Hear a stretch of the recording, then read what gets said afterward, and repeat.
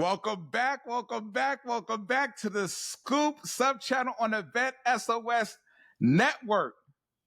Remember, you do not have to drown in the sea of transition. Grab that VET S.O.S lifeline. We're here to help. Y'all thought y'all heard the other ones? Hey, we just keep getting better and get more people coming in because they said they want to share their story and share what they have to push forward out to the world.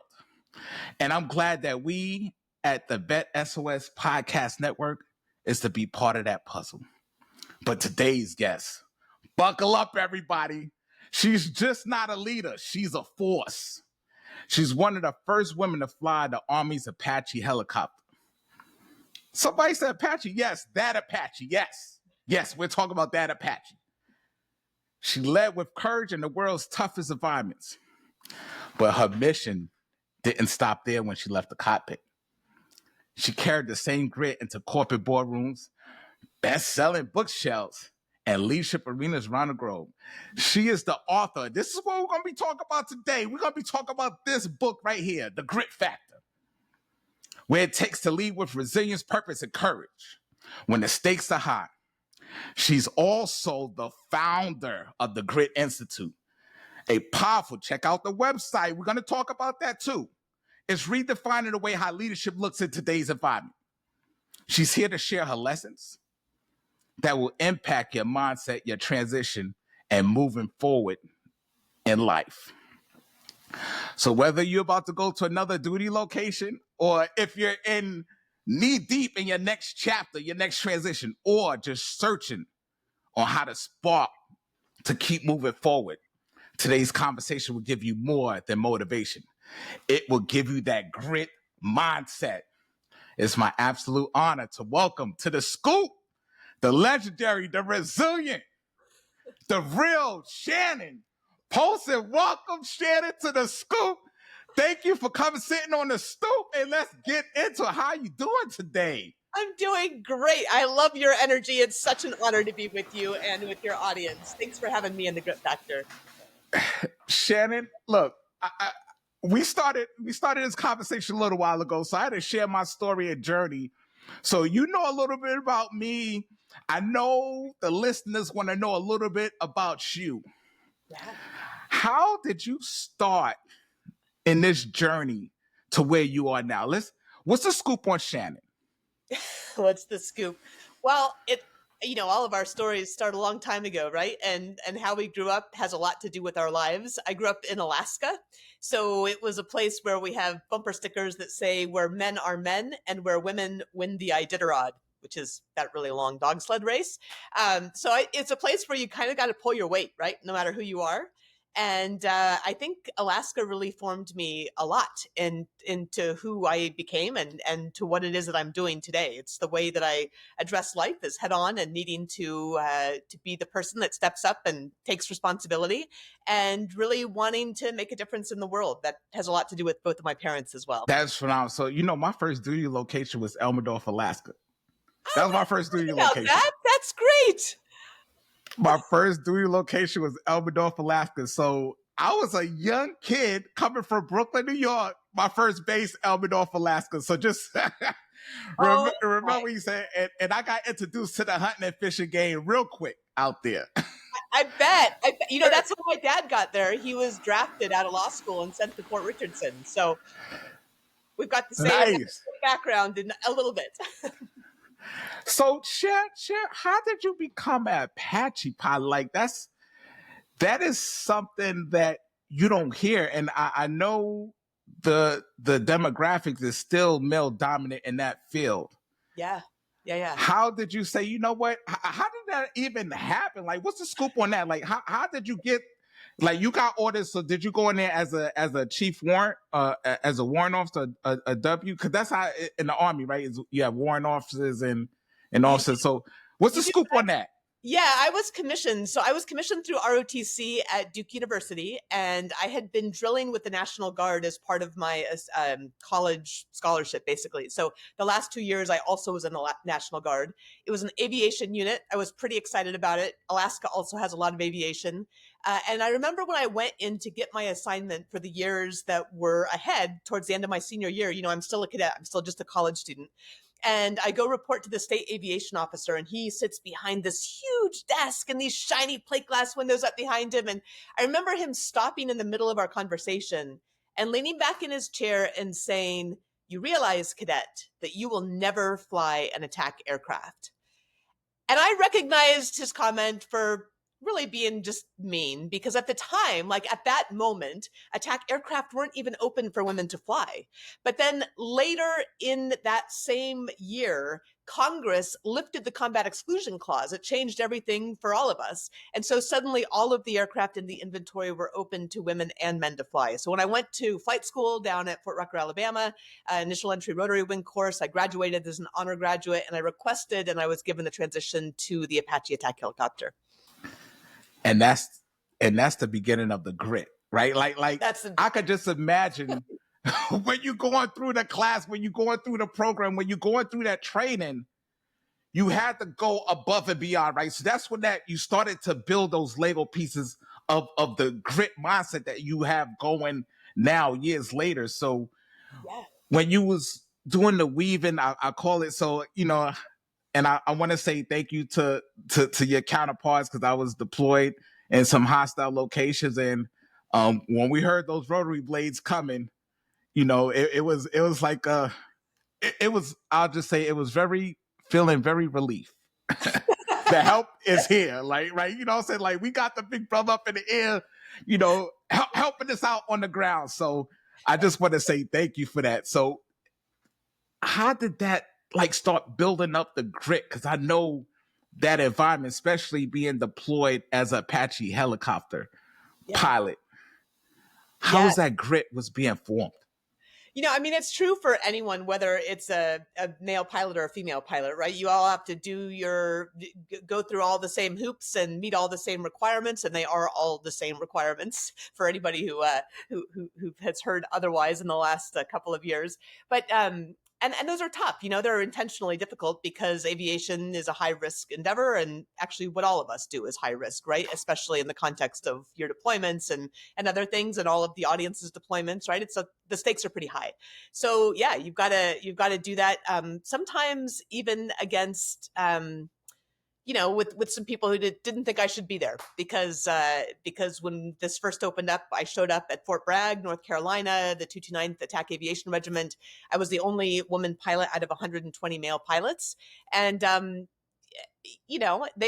they weren't all of them really excited about that. and some of them were. Like, I had great people that I worked with, and I had some that were pretty tough. And I think as a young person, especially, like now I'm a lot older, and it would be water off a duck's back.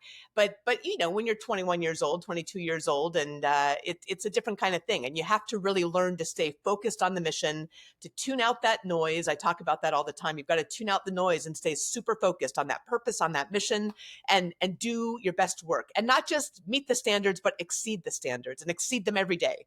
And there are going to be some times that you fall down, and you just got to get right back up and keep focused, and don't allow yourself to be distracted by voices in your own head or voices that you're hearing all around you either. Wow, that's phenomenal. So when I was reading the book, 200 plus pages, so I'm telling people this is something you have to add to your catalog, right? To your toolkit. So we're going to be talking about the book. I'm going to call it the book, because when I seen the word the grit, all I was thinking about was like hard work. It's like rolling up your sleeves, getting to work, like defying the odds. And you shared that like you was the only one out of 120. Like do the math, the percentage, right? And I call that the grit in motion, right? Grit in motion. And I wrote down one of the, what you put in the book. I'm just gonna share, because I put it out. It says, you said grit is a choice. It's not just a trait. Yes. What you shared, and I put it in quote. I put it in double quotations. Grit is about showing up. It's about committing to something bigger than yourself over and over again, even when it's hard. That's what you just said. That's what you put in the book. Yeah. Yeah. Yeah. What's the scoop on that? Yeah, I mean, this is the thing. And when I wrote The Grit Factor, I had this young lieutenant reach out, and she asked for me to mentor her as she began that same journey that I had taken years ago.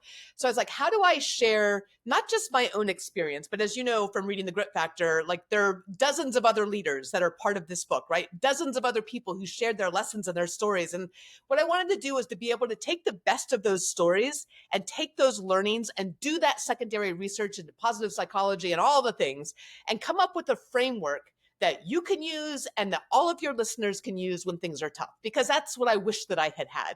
And that's what I wanted for this lieutenant. And I want for everybody that I have a chance to meet, because if I can take that experience, translate that experience in a way that helps other people, man, that's what my life purpose is, right? Is anything I've gone through, how do I help somebody else? And so that idea of grit, yeah, you do have to choose it. And the great thing about that, the most amazing thing about that is that, and mindset is in the second part of the Grit Triad, right? But mindset also surrounds the Grit Triad.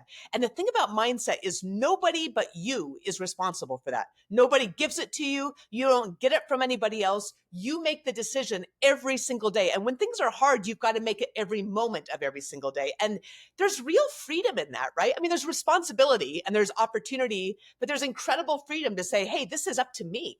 Like I get to make this choice no matter how bad things are.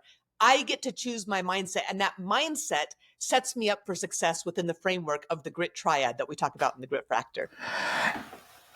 Just in case y'all want to know, the 3-part framework is own your past, engage the present, and look to the future. Yes. So yes. when you spoke to that young LT and you gave her that triad, how did she take that? Have you been keeping in contact with her since then? Or I know that she's in the book. She's woven into the book too. So that's love right there, Shannon. Like when you get to put people's stories and into a collection so others could see that this triad, that this framework works, and it's not just written documentation or like, no, this is stuff that's actually applied and people use it and are successful.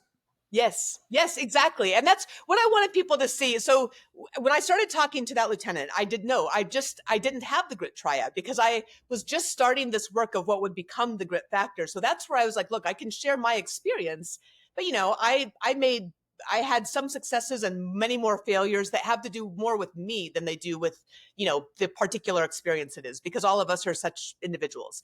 And so I wanted to be able to scale what I offered to her, say, hey, what if we take dozens of leaders and ask them these same questions? What made them successful? What did they do when it was hard? When was it hard?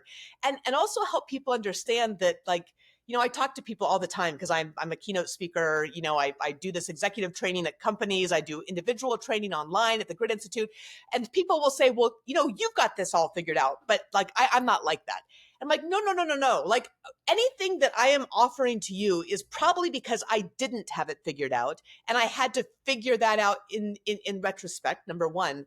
But number two, if you read these stories in the Grit Factor, you'll understand that every one of these people was so different. Like some of them are super hardcore, right? They're like triathletes and they do Brazilian jiu-jitsu. But other people are, one of them, Karen Brash, was a Navy captain, but she started out, she was like a Texas sorority girl, right? So they're like such different people coming in there. And that's where you understand that these concepts, this framework of the Grit Triad, the principles that underlie it, the positive psychology, the exercises that are at the end of every chapter, the exercises that we take you through at the Grit Institute, those are available to every single person, no matter what your background, no matter how your character is built.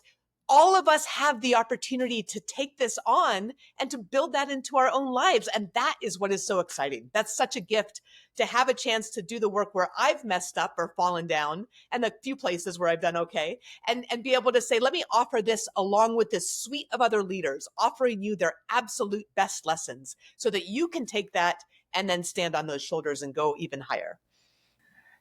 And that's huge because, what I also share with veterans and just other humans that I come across is don't look at your situation as a downfall, right? Look at it as, okay, how can I rebound? How can I bounce back?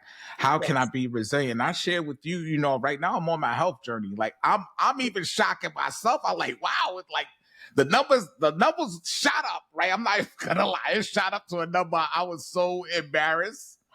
But now I'm coming down. I'm like, man, I'm feeling, you know what I'm saying? I'm feeling more encouraged. I'm feeling, do I still have a lot of dark days? Like in the grit, like, will you have a lot of days of uncertainty? Yes. Oh my gosh, You yes. will.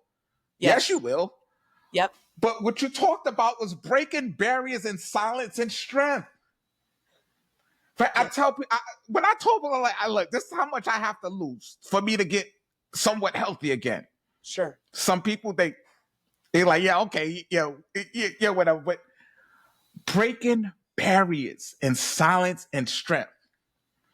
You know something I also took from the book that you put in there that What's I that? have on my list to ingrain into my daily walk, and I know everybody here on the scoop, they writing it down too, because this is life changing.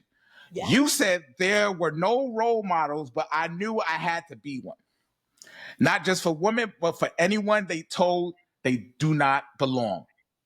Yes. And when I read that, Shannon, you know what? I told that to myself. I was like, how can I be out here sharing my story, sharing like, oh, I used to be this and this. I'm not that now, but how can I give people encouragement if I'm not encouraging myself? Yes. Yes. Yes. So 100%. what's the scoop on that? When you put that in your book, when you put that collection in your book, it's like that strength, barriers. Yeah. Yeah. How was that so positive into helping? Because I know people reach out to you all the time and thank you, like, man, this is great information. Thank you. I didn't see it that way. Thank you for putting that perspective. So I'm thanking you publicly right now. Like when I read this, I was like, man, what was this back in 2016 when I needed it, right? But it's here now, right? I can't do nothing with the past. Just like everybody that's gonna be listening, you cannot do nothing about the past. Is Yes. learn from it. Yes. Learn from it and springboard to your next. Yes. Yes. And you know what you just said? What I love about what you just said is how can I inspire other people until I'm inspiring and working on myself? And that is why in the Grit Triad, and that you will see, we saw this in every single interview that I did and all of the background research, that commit phase, that's about working on yourself first. Before you go into that deep engagement in the present and that launching towards the future, that commit phase is about owning your own story and connecting to your own individual core purpose. And that work is not easy work. It's not something you can do in a day. It's something you've got to work on and think about. And that's why we give you exercises at the end of the chapters, but also in the training at the Grit Institute. So you can really do that deep, profound work. And that's work you come back to again and again, because until we can own our own stories, we can't inspire others. We can't share learnings because we haven't done that work. So you're absolutely right. You've got to work on yourself first, take that time to do that work, and then say, okay, what is my purpose? How is it that I am meant to contribute to making this world a better place, to helping others in their journeys as well? Because that's what all of our purpose is partly about. And so once you've owned that story for yourself, once you've connected to your own core purpose, that commit phase of the grit factor, the grit triad, that's that bottom part of the triangle, right? Then you're able to go forward and deeply engage in the present, to inspire others, to build your team, to take care of your team, to work into those next steps, but not until you do that first initial work. And the first initial work is that transition is tactical, because you talked about that. Yes. Tactical, like that tactical mindset, that active engagement. Yes. But yes. it's also emotional. I shared with you like my journey. Like I was emotional. Believe it or not, I used to run multiple marathons. Like they used to call me the brown skin Forrest Gump back in my running days, right? So I was running everywhere, right? But that transaction, like you said, it was tactical. That the transaction is tactical. That means that you have to go out there and do it. Yes. And it's also emotional, right? Because that's the inner, if you want to call it spirit, is that inner you that nobody knows but you. You are the only one. Like I've had to tell myself, Kings, you're the only one that know how much work you putting in. Yes, that's right. People can see it, but they don't really know. And you put that so eloquently. I don't even know if that's a logical word, but that's a Brooklynese in me, right? You put it so eloquently in the book about transition it's Yes. tactical, and it's also emotional. What's the Yes. scoop on that? Like, what made you put that in there? Whenever I start out a keynote for big company or organization, one of the things I'll do is invite them into the journey, right? The journey of the keynote, the journey of understanding our own lives. That is a journey, and in fact, we call it a journey line. That's how we start to look at our own life and our own events in that journey line. And that's about going deep, not just into those stories and like to Bosnia and to Korea and in the cockpit, but it's about going deep into our own hearts, right? And that's really where the longest, hardest journey is. It's where the most beautiful journey is. It's where, for those of us who believe, it's where God is. That's where that journey really is the most difficult and also the most rewarding. And so there's deep emotion in that. There are tactical ways to go about that as well. So I think understanding that you don't have to take that journey alone, understanding that you don't have to do it without guidance. And that's why we offer in the Grit Factor, this framework gives you the guidance to be able to move forward into that biggest journey of all, and then go into those other journeys, right, in the cockpit and to places all around the world that all of us and all of your listeners have certainly been and served.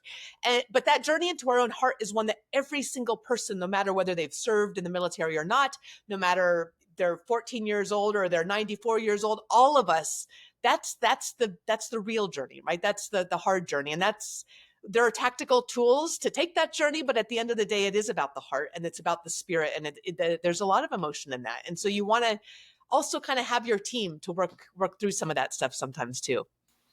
And the team helps with the reclaiming leadership. Poster, you put in there post uniform, reclaim your life. Like, and that's why I said this collection of information, this book, this guidance, this blueprint. I'm talking to my younger self, my 2018 Kings right now, like in my head right now, like, wow, what Shannon put in this book. And you talk about corporate America a little bit and how veterans can contribute to Yes. corporate America. Yes. When I had to transition out, Shannon, I did not think I could contribute. Yeah. Right. I was in the military a little over 20 years. So that's all I knew. Right. I came in as a 20-year-old. Right. I got out Yes. I transitioned when I was 40. So in my young adult, that's all I knew was military. Right. I was military focused, and then transitioned to the civilian sector. I had to reclaim Kings, right? The Kings prior to the military, right? I had to find him again. And I Yes. had to have a conversation with Kings prior to military engagement. Yes. So can you share the scoop on that? Like, and this is why I want the veteran audience to really key in on, right? Is Yeah. reclaiming who you are. Not saying forget about it, but reclaim it and add to, because you came across people. And that's one great thing about the military environment, the veteran community is, if I didn't have this in my transition, I would Yeah. have been still in Brooklyn, New York, right? My first base was Alaska. I learned hunt and fish, and I care for different, different animals, like different snowmobiling, like ice fishing, like stuff like I would have not experienced. But now I have to remember, I have to reintegrate back to. Yes. But now I'm 20 years older, right? So I can't, with the younger king. So can you share a little bit of the scoop, like when you put that in there about leading with that reclaiming yourself? Kings, I'm so glad that you've asked me this. And honestly, nobody has asked me this before, but I think there's a whole conversation, and this is especially important for veterans. You're absolutely right.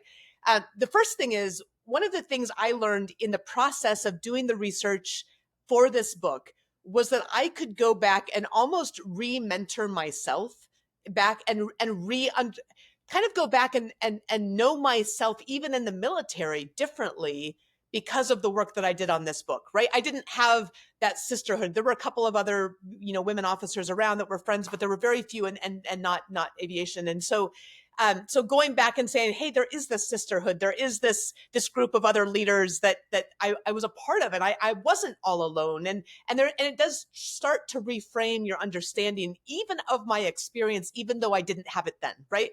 But the second part of what you said, and I'm so grateful that you said this, is when you do the journey line work from chapters 1 and then the purpose work of chapter 2 from the Grit Factor, and then ideally take the Leading with Purpose training at the Grit Institute, because then we really blow it out. And that is actually blown out for the express reason of what you're talking about. We have to be able to go back, because, the military reforms you, right? It remakes you into a soldier, into an airman, into a Marine, and I'm missing one, sailor, or into a sportsman. Yeah. But it's not intentional. But so it remakes us into a service person, and that is always going to be a part of who we are, and we can be proud of that. But also, there's pieces that I was missing, and I think it's one of the reasons I got out after 8 years is there was a big creative piece for me that was missing. And that has always been a huge part of who I am. And I can tell you all kinds of stories about this, but it's something that I had to go back and identify and define of who I was, right? That self that I didn't get to be in the military, and I didn't even get to be in the corporate world, right? And say, how do I honor that piece of me that's been missing, that I know is integral to how I am meant to contribute in the world. So that work of your story and your purpose is, you're right, not just your time in service, but going back to when you were born, going back to the stuff you love to do, going back to the stuff that you were proud of, going back to the ways that you intuitively understood that. And this is how the wording that I use is, we are meant to contribute to making the world a better place. Where did you intuitively understand that you were meant to help to make the world a better place? Now, that doesn't mean that's going to be your only path. Like, I never knew I'd be a keynote speaker. I never knew I'd be in this kind of realm, but I did always know that I was going to write. I always knew that. And that I was going to be an artist. And that's something I do on the side. But that is something that I think we can reclaim. And I'm so grateful for your question and for your understanding of having to go back and talk to your earlier self, right? Sometimes Yes. our future selves, but it's good. Talk to your earlier self and say, hey, you did a great job here. And it's okay. You still have that piece inside of you. And if that's a piece that you need to bring forward into the world, then this is your time. And wow, Shannon, that's great. Cause when you said that, I used to beat myself up a lot. Like, man, I wish I didn't do that. But now having this conversation, I'm glad that happened, because I would not be sitting here talking to you right now. Like, every single tragic thing or good, bad, or indifferent that happened to Kings prior to today, I would not be sitting here talking to you right now if I did not have to go through that experience. So I want the audience to know, like, no, go ahead, Shannon, because I just want the audience to know how important it is not to beat yourself up about a decision that you made, because guess what? You made the best decision that you could have at that time with the information that you had. That's exactly right. And, even when we didn't, because I have made not the right decision with the information that I had. I mean, I want to just admit it. Like, I have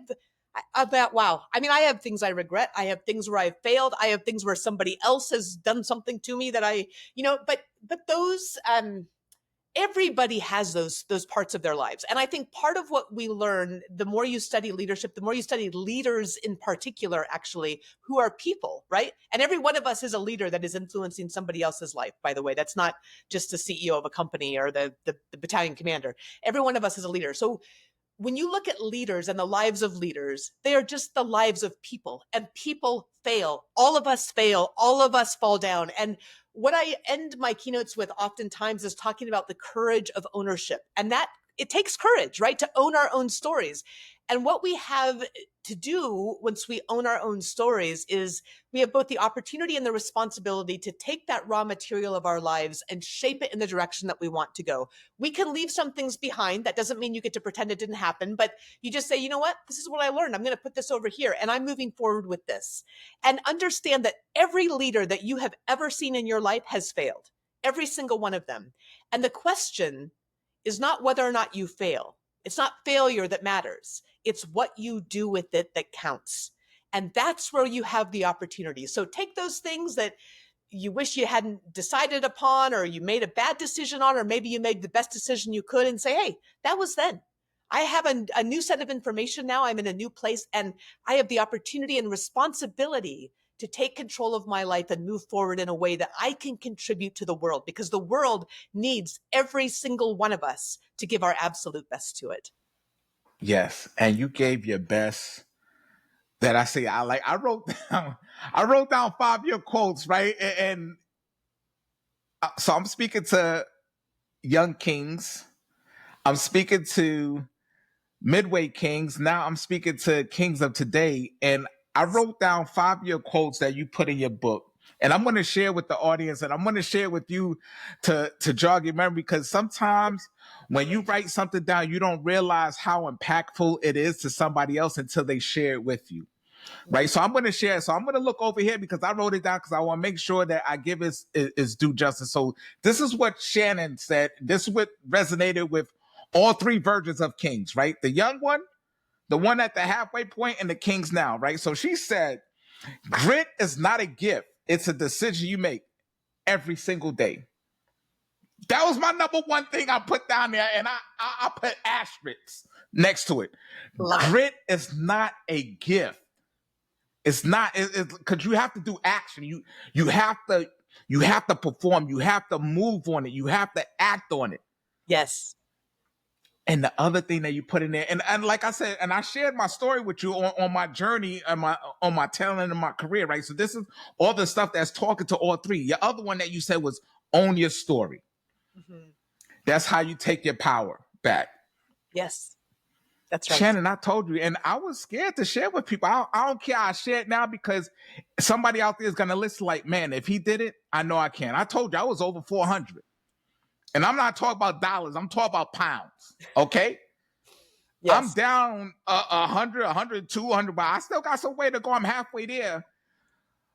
When I read that, I circled it in a tear. Like, I'm not gonna tear it right now, but when I read that, and like, man, that's you right now. Own your story. Because once you take your power back, Yeah. they can't use it against you, right? Like it gives, it's like I feel like I could stand up and flip over this desk right now. I'm not even kidding you, right? Because it hit me so well. And then you said the greatest battlefield is often the one between your ears.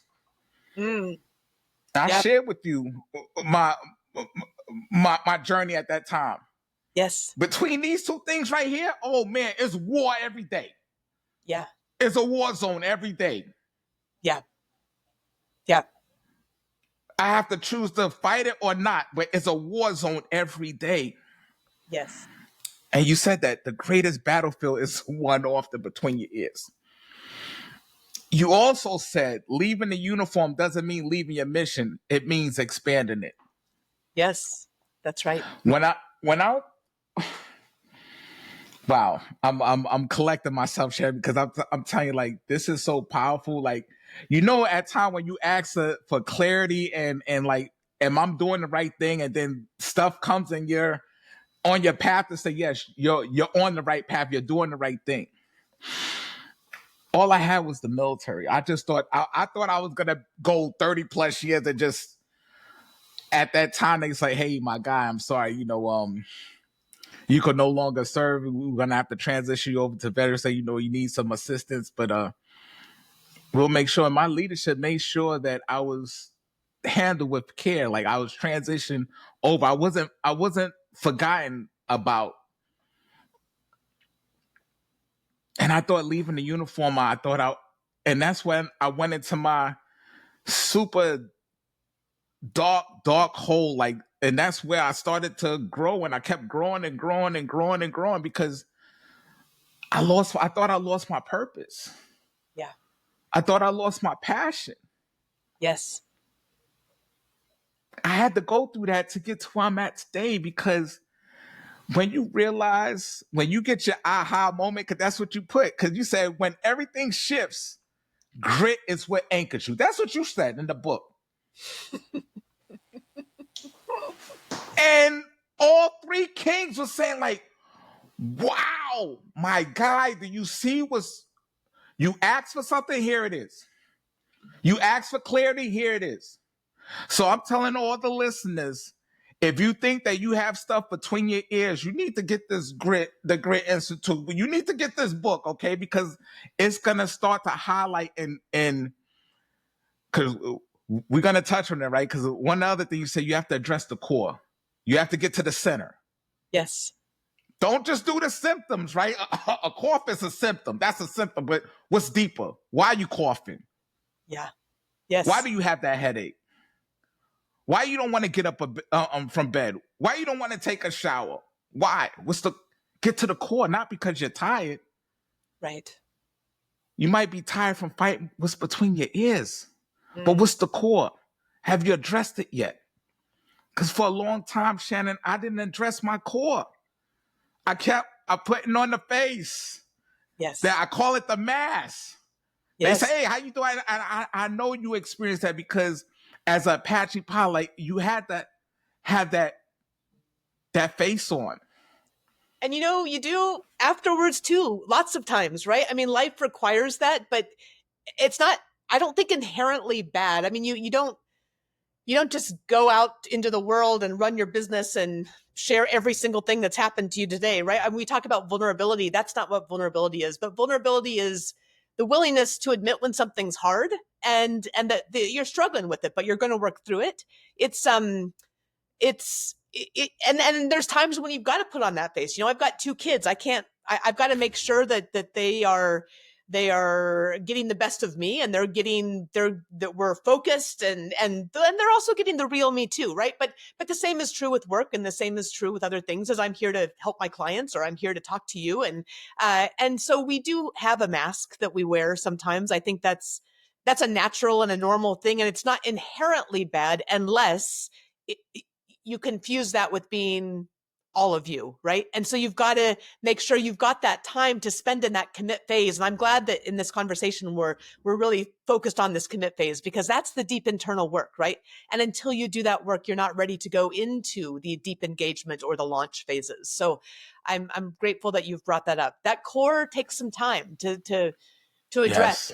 The core problem is one thing, but then the exciting thing is, Kings, is that then you get to the core purpose, right? Like, I think of your heart purpose, your core purpose. And that's where we use an exercise to go deeper than why. Because you say, why am I here? Well, I might be here to, like when I first showed up at my battalion, to fly and fight the Apache, but I was sitting in a back office doing, Harvard graphics, the predecessor to PowerPoint. I wasn't flying. Right. You got to really go deep into, like, okay, why am I actually here? Well, I'm not here just to fly. I'm not just here because of these different reasons, but I'm here to serve. Like, I'm here to serve. Like, what is that value that is put into action that you're living in your life? What value that is yours are you putting into action without a goal necessarily? Because purpose is directional, right? It's not goal oriented, it's directional. So if I am always moving towards, shining the light of God into the world, if I'm always working towards lifting and helping others, if I'm always working toward making education better, whatever that thing is, you're going to be moving towards that till the day you die. And that is a wonderful thing, because the world, again, needs us to be out there moving in that positive direction, making positive change based on those deep core values, and always recentering on those deep core values. So the one thing I would suggest to you, Kings, is you're missing a fourth Kings, right? You're missing that Kings that's later down the road. And that's the other piece, is you want to talk to that Kings and say, hey, Kings, what's that story that you're telling? What's that story that you want to tell, with that fourth King? Yeah.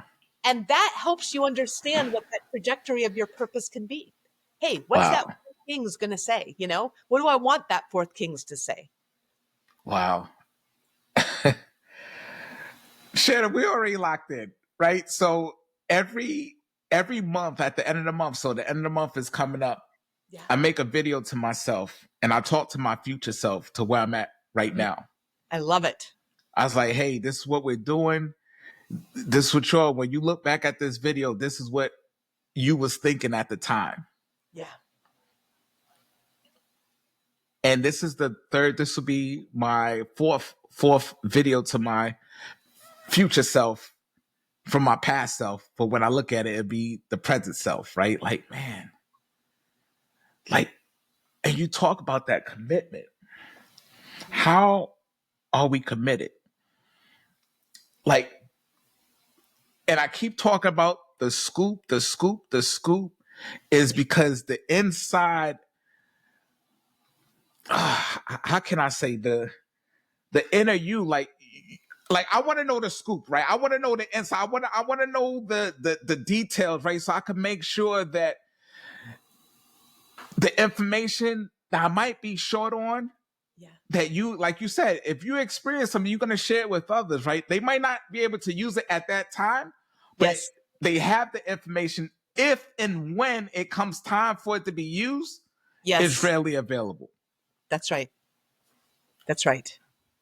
You want to build your So, toolkits, right? Build your toolkit. yes, yes, your toolkit. And I'm going to, because when we talk about unpacking, like, get to the core, right? Unpacking commitment. When you built out the Institute, Yes. you had to unpack that commitment. So, what's the scoop on that? Like, okay, because I know you had to talk to yourself, like, all right, Shannon, we're about to do this. I don't know. You probably got a little nickname for yourself. Hopefully, you'll share it here. If not, you're like, okay, Shannon, like, you know what? I did the time in the service. Thank you. Got my 214. I'm just gonna go off and just be a part of society, or no, I'm committed. Like, I want others to know. So I'm gonna write this book. I'm gonna start this institute. I'm gonna have this website. I'm gonna do coaching, leadership development. I'm gonna do all these things. Commit. Yeah. I'm gonna lose 200 plus. Commit. Right? Like, you cannot achieve a goal until you have to commit first to yourself, right? I know you had to commit to yourself. How can you commit to others if you can't commit to yourself? That's right. No, that's completely true. But also give yourself some grace because, Kings, one of the things, when I left the military, I went to business school. I was in business school for 2 years full time. So I had a 2 year school transition between my time in the military and my time in the corporate world. I went to work for a medical device company for a couple of years. I went to Microsoft for 4 years. So I was building corporate experience, but part of what I was also doing was trying to figure out what I was supposed to do. So I knew I could contribute in a meaningful way in places where I was learning and giving back. But I was also trying to figure out, like, what is my ultimate direction? I knew that wasn't my end goal. I knew that that was part of a journey and I didn't know what the end of that journey was. So you have to kind of get a little comfortable with, like, you're not going to know every step while you're taking the one that you're on. And that's okay. You're going to be learning something and you're going to be contributing something of significance. And then after 4 years at Microsoft, 5 years at Microsoft, that's when I left to write my first book. And I didn't know I was going to be speaking then. And then a couple years later, I realized, like, hey, this speaking thing, people want me out there to do this thing. And so I started that career. And so these things have built on themselves somewhat organically. So I would say to you and to your listeners, give yourself grace. What you're doing the first year out of the military doesn't mean you're going to be doing it 10 years after the military, unless you want to be, right? Maybe you do it for 2 years. Right. Hey, I learned this new skill. I learned I can do this thing. I've given back. I've contributed this thing. Now I'm going to go back to school, or now I'm going to go try a different type of work somewhere else. And that's fine. You get to make it up as you go along. So for college grads get stuck in this too. And veterans I know do, is like, I don't know what I want to do for the rest of my life. And like, you don't have to know what you're going to do for the rest of your life. I do now. I feel like know what I'm doing, but I'm a lot older now. So when you're just getting out, give yourself grace, try something out, give yourself a couple years doing that thing. And if it's not working for you at that point, make sure you've learned something of significance, you've contributed something of significance, and then you can pivot and try something else for a couple of years. But give yourself that grace to discern that path as you're doing that work that all of us need to do. And one of the things that you put in your book is you took from the Toyota. And you know Oh where I'm yeah, going with the 5 whys, right? That yeah, drill down. Right? yes, Because we talking about the core, right? The yes. Can you share, like, the scoop on, like, why did you put that in there? Like, the why, like, you know what I'm saying? Like, getting down to that center. Right, right. Well, a lot of us have heard of this idea of starting with why, and starting with why is a great idea, but it typically doesn't go nearly far enough. I think if we're really going to be doing the deep work of finding and owning our own purpose, I first of all want to stop for a second and say, we don't all have just one purpose. And it's not the one purpose that's with us our whole life, right? I think of it really as a constellation, and I call it the Polaris principle. Because when we look up in the night sky, that North Star that we see is actually 3 different stars. And we didn't even know that until 2006. We knew it was 2 stars for a while, then now we know it's 3 stars. So we actually have this little constellation of purpose, and those different stars can shine brightly at different different times in our lives, right? They might rotate. I like to think of them as being a connection to the universal, however we define that, connection to community, and a connection to something just within us. So there's a constellation of purpose, but to do the work to find our purpose, we've got to go deeper than why. Is it just about the military? No, it's not just about serving in the military. You've got to get down to a why, a reason, a raison d'etre, right? Your own personal value. It's really getting down to a value that is deeper than any job and deeper than any organization. And I always like to say it's agnostic of your job now, it's agnostic of your organization now. So for example, I'm working in the S3 office as a young lieutenant. I'm waiting for my platoon. I'm frustrated I don't have my platoon. I say, why am I here, right? Why am I here? Well, I'm here to fly and fight the Apache helicopter. Well, I'm not doing that in a platoon like I think I need to be. Well, why am I here to fly and fight? Because I was trained to do so. Why? I had asked for, I had earned that opportunity. Why? Because I wanted to serve my country. That's pretty good, right? But that's not far enough. Because Right. totally, it's not down to the base level of values yet. Why? Because I wanted to serve. And so service is that value that in my 20s was my guiding light, right? It will always be a guiding light for me. It's how I was brought up. It's how I was raised. And so service, when you can connect yourself to that value, again, that's directional. I will never be done serving, right? I can never say I've got to that service goal. No, I'm always going to be serving because that's a value that makes me who I am. And that's what each of us has the opportunity to do. Each of your listeners does. Use that 5 whys, drill down to the why, to the value, like below the purpose that really drives you specifically because of how you grew up, because of how you were raised, because of any number of factors. And that value that is part of your small constellation, your own personal small constellation that you can anchor to and continue to work towards for the rest of your life. That's the opportunity. Yes. And for the ones who like, what is Shannon talking about? Get the book because she has a nice diagram in there about your circle and your mentors and your co-workers, and just look at that and just I'm a picture person. Like for me, I'm more of a visual. Like Yeah. I see visual and stuff, written format. But if you like when you put that, I got it. It clicked. I was like, man, that's my constellation right there. That's my my inner circle to go out, and then the mentors, the role models is off in the corner that you looking to pull from to kind of your North Star, right? They part of your constellation, right? Your North Star constellation. So Yeah. You're right. I use that same exact metaphor for the for our circle, for our team, like how you build your own team. But then the necessity is once you've done your own work, it's all about taking care of your team, right? It's taking care of other people. And I think that's the key piece of leadership that we learn if we do it right in the military, that the rest of the world needs us to know, and they need us to share, because the rest of the world doesn't do that quite as well usually. and that's why you have your institute to help spread that knowledge. But we're saying that now we're bringing the Apache down to a nice soft landing. So I'm gonna transition to get a couple of recaps. Because we talked about the triad, right? And I call it. Well, what's the scoop on that? Let's. What do Yeah. you mean? I call it commit, learn, and launch, right? Like, because you have the book broken down into 3 phases, right?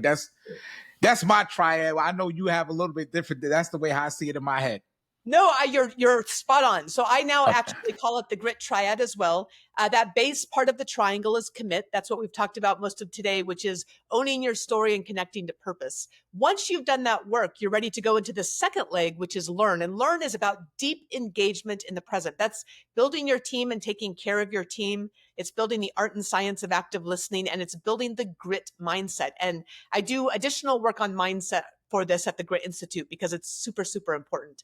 And then that final leg is launch, and launch is grounded in the past, deeply engaged in the present, and looking towards the future with audacity. So the willingness to take risks and face failure, right? And get up after you fall, with authenticity, being yourself, the willingness to be yourself, not just trying to fit in, but actually really living into truly who you are. And then ultimately adaptability. And all of us have to be adaptable. Transitioning veterans, certainly our adaptability is tested at that point, right? But that's true for all Yeah. of us, no matter where we're coming from. So that's it. Commit, learn, and launch. It's all surrounded by the mindset of grit and resilience, and specifically grounded optimism. And we talk about that more in the book. And again, there'll be a training for that at the Grit Institute as well.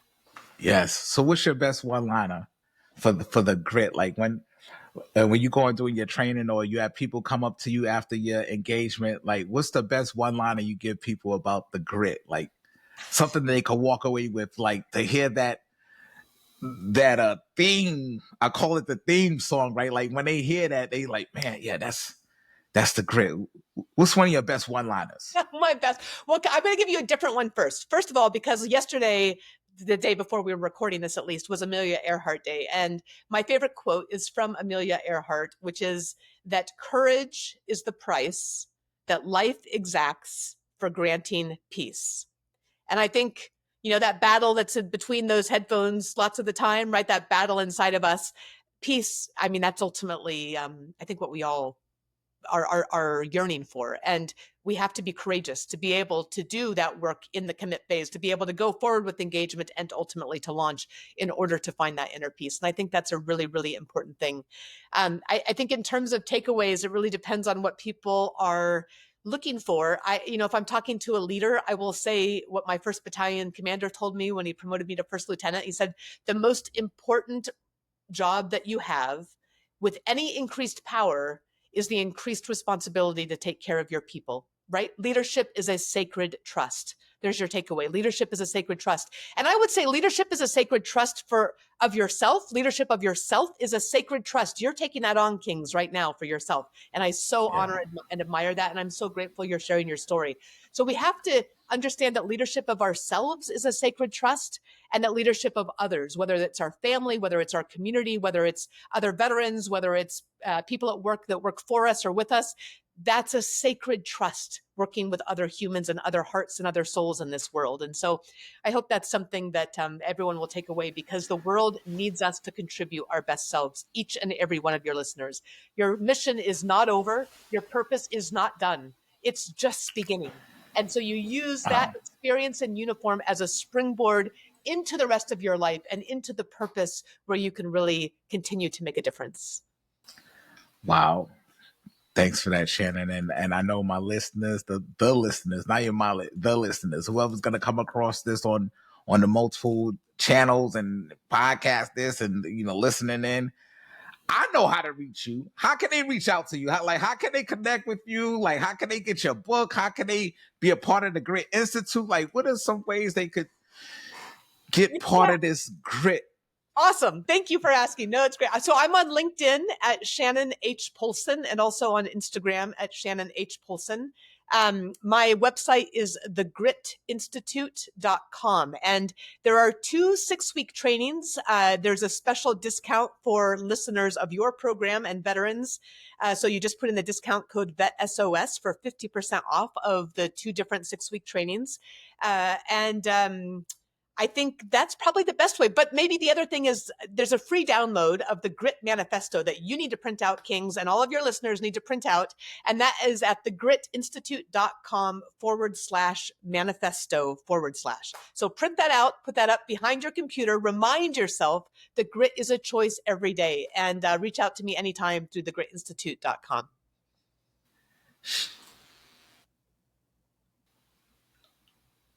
There we go. Can you hear me? All right. Thank you so much. So remember, everybody, y'all heard it first, maybe second or third, but y'all heard it here on the scoop.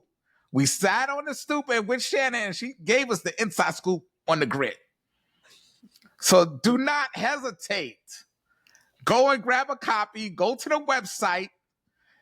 I don't guarantee a lot of things, Shannon. I'm just letting you know that right now. What I do guarantee, it will definitely change your life, right? Because in those 200 plus pages, you will find something in there that resonates with you, that you could use and that you could share with somebody else. So remember, you do not have to drown in the sea of transition.